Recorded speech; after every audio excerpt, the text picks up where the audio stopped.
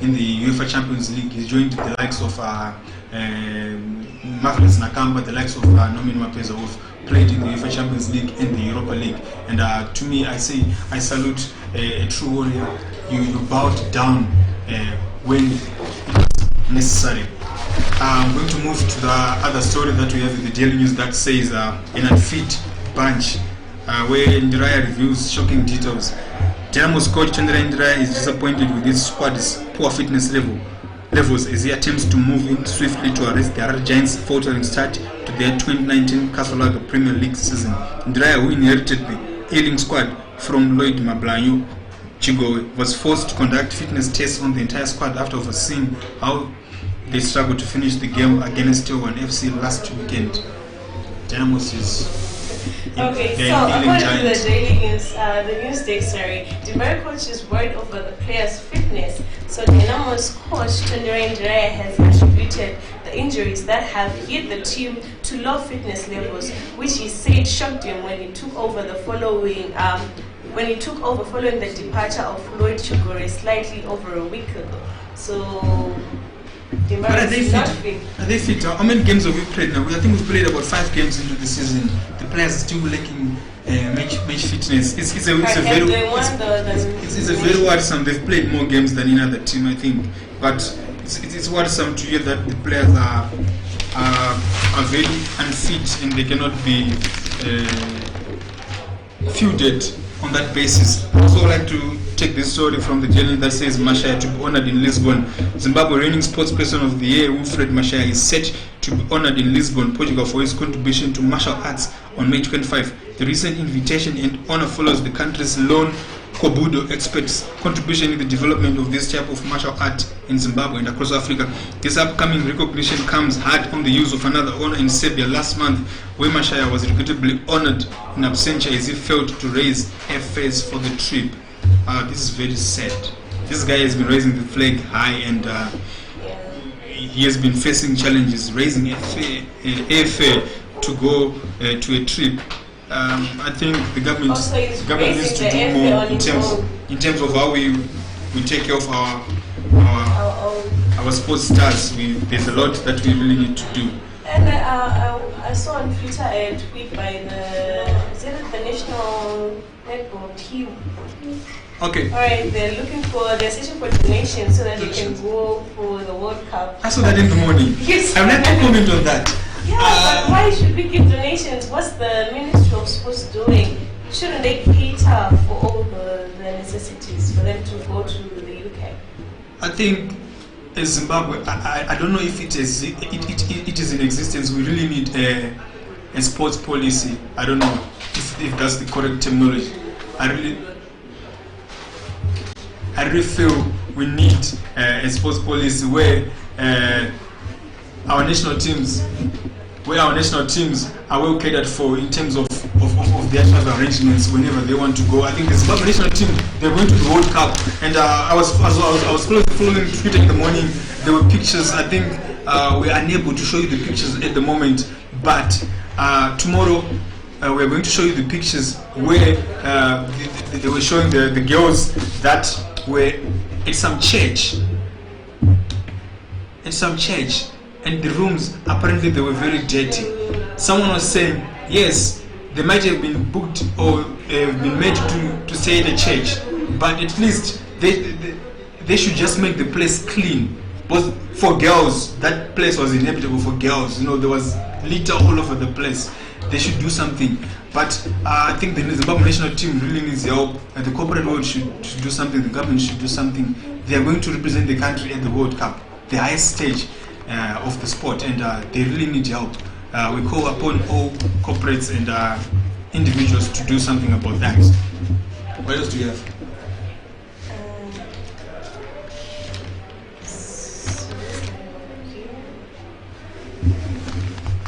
Alright, Costa Rica quits. Costa quits Warriors. I'm calling him Costa Rica, that's my nickname for him. So the defense steward, Costa Namwenesu, dropped a bombshell on Wednesday evening announcing that he had called time on his Warriors career at the time that that the technical team of the Zimbabwe senior men's national football team was finalizing on their training squad for the 2019 Africa Cup of Nations finals. So he quits. Yeah, I think Costa did a good job. He quit. The good thing is he was not forced to quit. He quit on himself. I saw the tweet on Twitter where he posted that he was calling it time on his international career, and I would have loved the upcoming AFCON to be his swan song, but he has just decided to make that decision 2 months before the nation goes for the AFCON. To me, in another way, it's good riddance. Costa is aging, although he's playing at the top level, but for the African type of football, I think he's a bit slow. We saw it at AFCON where he failed to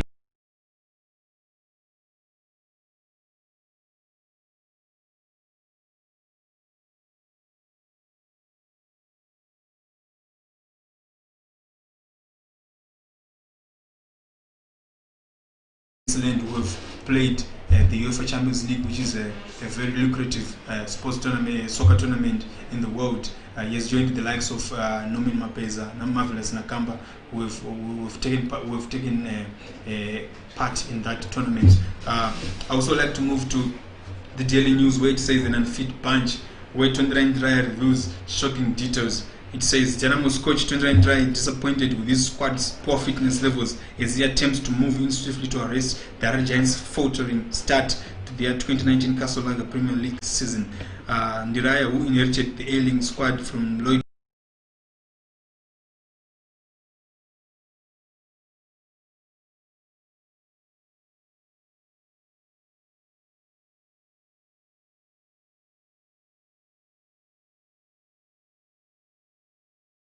the match with players still unfit. What were they doing off season?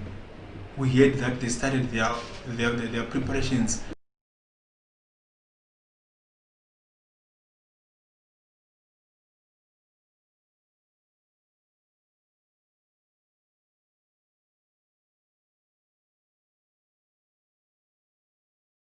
of the team they left, and they had to bring in new players who are out of shape, so they have to panel beat them so that they can be in shape. I hope that Dynamos does something so that they can be competitive again. What do you have from the Newsday? Alright, so the Demara coach again, according to the Newsday, is worried over the players' fitness. So according to the Newsday, it says Dynamo's coach Tondrain Dryer has attributed the injuries that have hit the team to low fitness levels, which he said shocked him when he took over following the departure of Lloyd Chugoe slightly over a week ago. So basically, the Demara squad is unfit. Yeah, they're unfit, Alright. even to participate in the Premier League. We are going to take a short commercial break. We'll be back on the other side.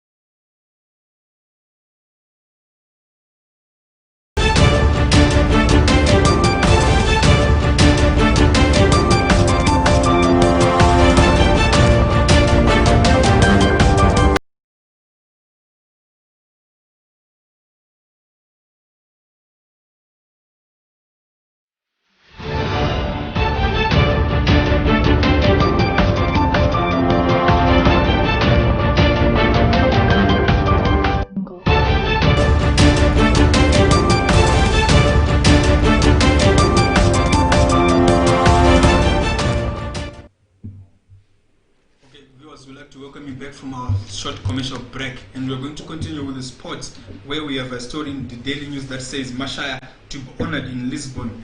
It reads, Zimbabwe reigning sports person of the year Wilfred Mashaya is set to be honored in Lisbon, Portugal for his contribution to martial arts on May 25.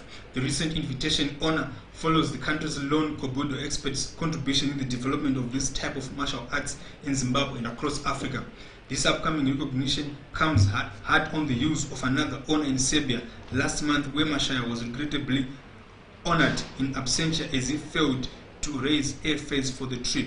This is in honor of my achievements and development of martial arts in my country and beyond borders, Mashaya told the Daily News. This is a very, very sad state where someone who's raising the country's flag high is failing to raise an airfare to go and get an award in the recognition of his achievement. We would like to salute him. He is the reigning sports person of the year in Zimbabwe, and he has done a sterling job in making sure that the martial arts sport is recognized in Zimbabwe and across the African continent.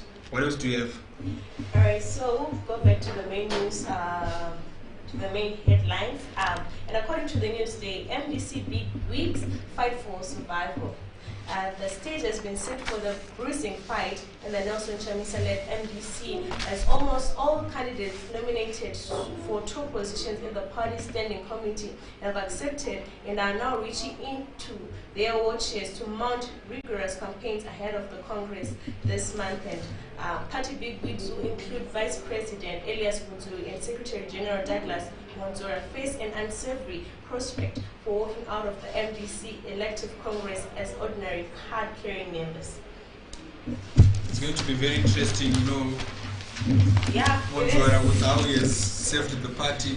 Yeah, we know that. If he loses, he will walk away as an ordinary card-carrying member. Yeah, I'm saying I'm a party member. Nothing else, I'm nothing, just a party member. I'll just speak the whole party. But I'm going to go to Daily News, where it says tensions rising over meltdown as ED government is at sea about crumbling economy. It says tensions continue to rise in Zimbabwe, with the government seemingly at sea about how to deal with the worsening economic situation in the country, which has seen the prices of basic goods shooting through the roof over the past few months, causing pain and disquiet among long-suffering Zimbabweans. This comes as war veterans have thrown the cat among the pigeons in ZANU-PF, calling on President Emmerson Mnangagwa to engage opposition leader Nelson Chamisa with the idea to form another government of national unity to rescue the country from the deepening economic crisis. At the same time, the Daily News rests on good authority that a powerful faction in the ruling party is completely opposed to the formation of a GNU, which it argues would result in Mnangagwa and ZANU-PF surrendering their hard-won electoral victory in last year's hotly disputed elections. On his part, ZANU-PF national spokesperson Simon Kayamoyo, in a sign of rising political tensions in the country, slammed Chamisa yesterday for threatening to mount mass demonstrations against the government. The recent statements attributed to the MDC Alliance leader Nelson Chamisa at an occasion meant to celebrate Workers' Day, where he summoned his party's intention to cause mayhem and anarchy in the country through senseless demonstrations, are an affront to the peace and tranquility prevailing in the country, said Mr. Kaya Moyo.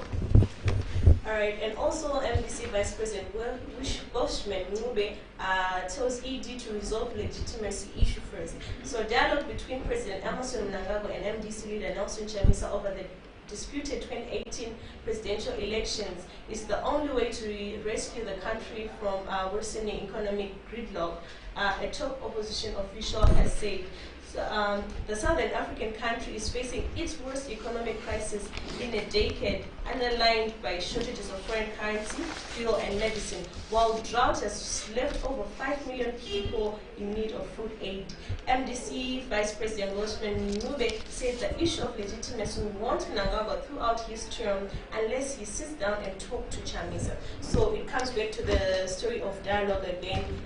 President Emmerson Mnangagwa and Chamisa have to sit down and talk these things over, and we can go back to the country we fought for how many years ago. 10 years ago. 39 years ago. I think the issue of dialogue has been very topical, and I think the political leadership in the country, from both the opposition and the ruling party, they should just humble themselves and then come to the dialogue table so that they can put the country first, not their interests. They should put the country's interests first. And the good thing is that the war veterans, through their national leadership, they have said something about this dialogue, and I think their voice adds a lot of weight to this political impasse that we are currently facing, and we hope that the ZANU-PF leadership will take heed of this call, and then they will invite whoever is supposed to come for the dialogue so that the country can move forward. We've been stagnant for a long time, and something must be done, because the problems that we are facing in Zimbabwe right now at the moment, they are not exclusive. They're not excluding them, they're inclusive.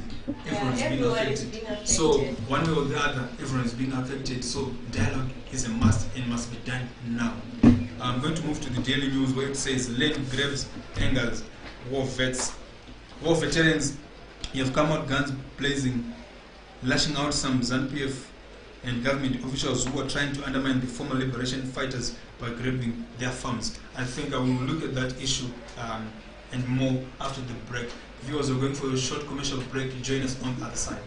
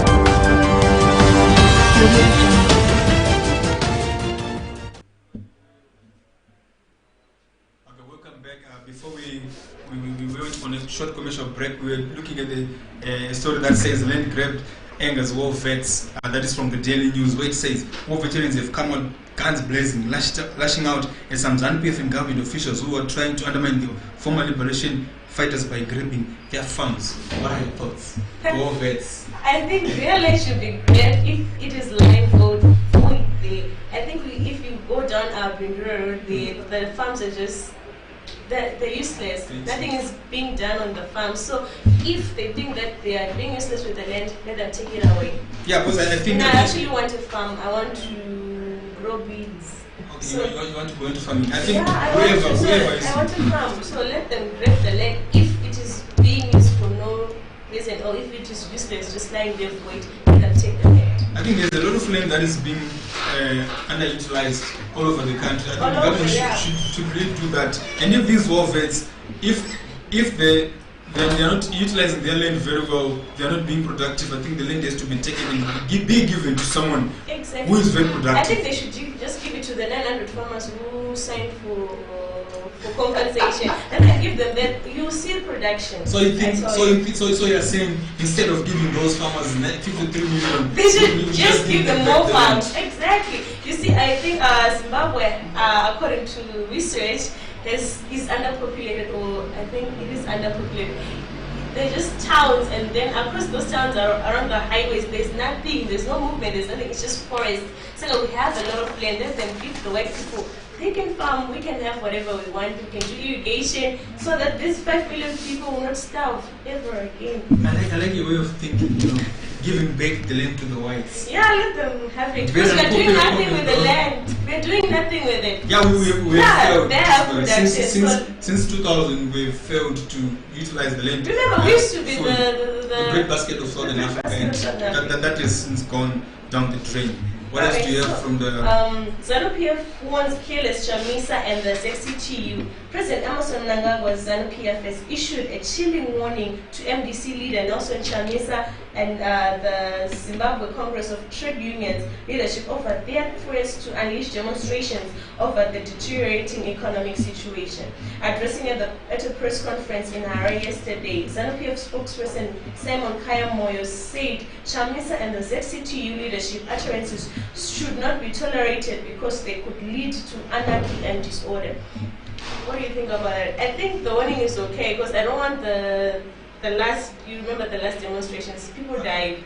I don't want that to be repeated. So if we are going to chill and just keep quiet, I think it's okay. I think no more blood. I think on that ZANU-PF is out of order. They shouldn't issue such a chilling warning. They should tell the people of Zimbabwe what they are doing to solve the economic crisis that we have. They can't be in panic mode over utterances they claim were made by Nelson Chamisa and the ZCTU. Politicians, they've been promising us, there will be enough fuel by April, we'll have our own currency by June, and nothing has been done. So I think people are angry now because they are not fulfilling their promises. You know what I mean? You know what? These guys, they have failed to fulfill their promises to deliver their election demand, their election promises, and the people, they're tired. That is the truth. ZANU-PF, if you're listening or if you're watching, the people are tired. They want answers. They don't want these press statements. This is a mere waste of time. Because even if you don't issue such a statement, the people are boiling at the moment, and that anger is going to be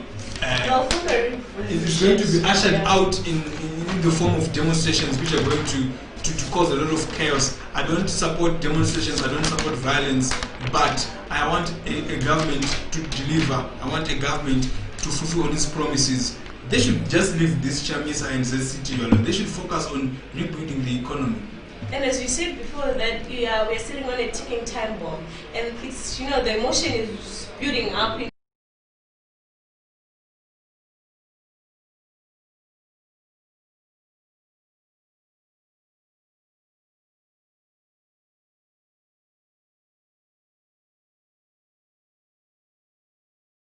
That they will form another third Chimurenga, and it will be not nice. I think the other thing is what this ZANU-PF government knows is that whenever people demonstrate, they will unleash the soldiers, then the people will be beaten, then they go back to their camps. But I think we are seeing a new wave of revolution that is sweeping across Africa. We saw it in Sudan, we've seen the Egypt revolution, we've seen what has happened in Libya. And it can happen here. Zimbabwe cannot be spared. A revolution is coming, I hope, so that we can have an economic turnaround where Zimbabwe goes back to the state it was 20 or 30 years ago, where a lot of people go to work. Right now our unemployment rate is standing at almost 95%, and a lot of productive or economically active people are not being utilized by the government. So the government must focus on building the economy and not issue these senseless and baseless threats. What else do you have from the news day? Alright, so today is World Freedom.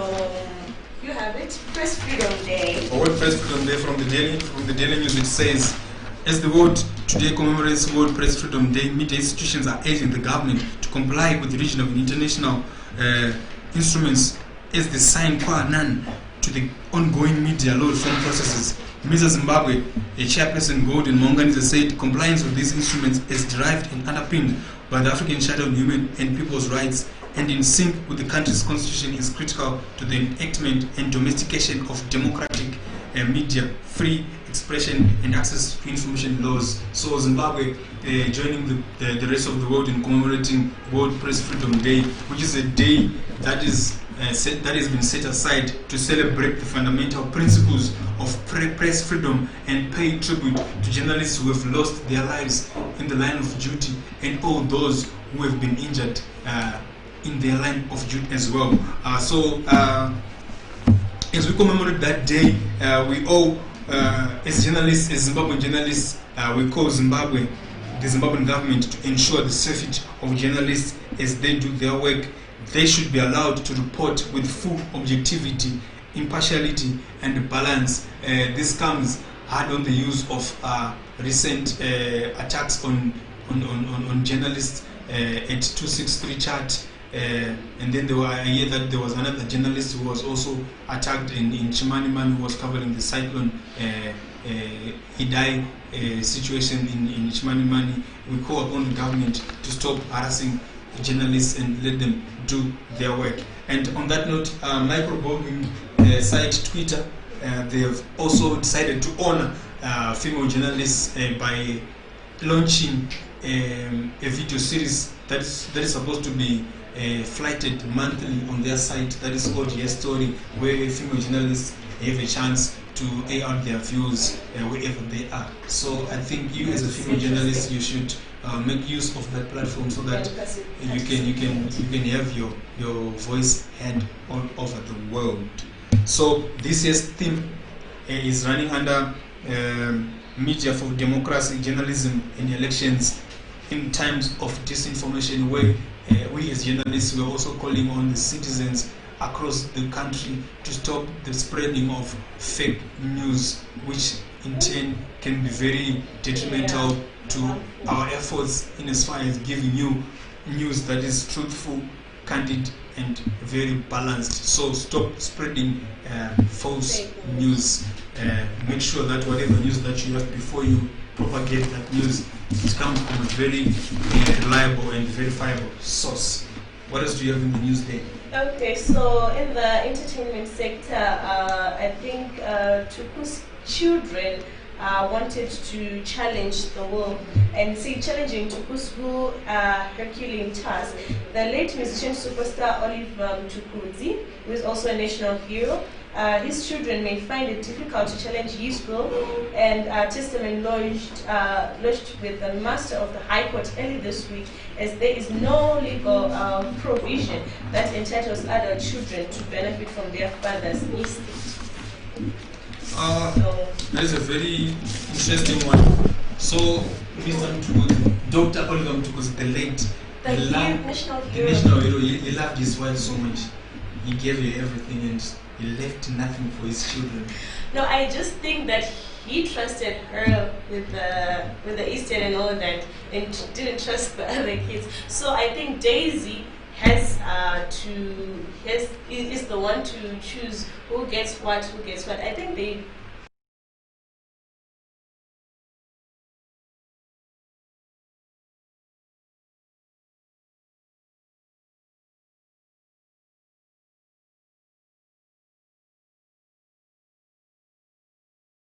Because since the decision that Tuku had children from the other marriage, I think they should have been made part of the will. We're not saying that is the correct way of or doing even things. the grandkids. Even the grandkids, yeah. Yeah, well, but here the law is saying there's no provision that entitles adult children to benefit from their father's estate. So I think it's the law. So they are adults. Okay, so I won't comment further. Today, as the world commemorates World Press Freedom Day, a new gem was born 8 years ago. That is the Daily News. On behalf of Techno TV, we would like to congratulate Daily News on your 8th anniversary. I know it should have been 20 years in the media business, but something happened, something that we all want to forget happened some years ago, and they relaunched in 2011, and today they celebrate their 8th anniversary. So on behalf of the Techno TV journalists, the crew behind the scene, would like to say once again congratulations to Daily News on your 8th anniversary. And I would like to read something from their editor-in-chief, Amos Sabu. He says, "This year could have been our 20th anniversary were it not been for the unjust closure of our titles, the Daily News and the Daily News on Sunday, by the autocratic regime of former President Robert Mugabe in 2003. It was on October 2003 when the menacing police occupied our offices in central Harare, detaining our staff whom they found going about their duties and halting operations without the notice." For more on how the story, the Daily News rose to be a leading media giant in Zimbabwe, I think you can grab a copy of the Daily News. They have a supplementary that is very detailed, that tells how their journey has been so far. And what else do you have from the Newsday? That's about it for today. So on that 8th anniversary note, or from Daily News, my name is Stuart Namburu. It has been a pleasure joining you on this morning headlines show. I'd like to say you have a very good day. Alright, and I'm Adriana Makare, and thank you for watching, and don't forget to subscribe so that you can get a notification when we go live. Thank you for watching.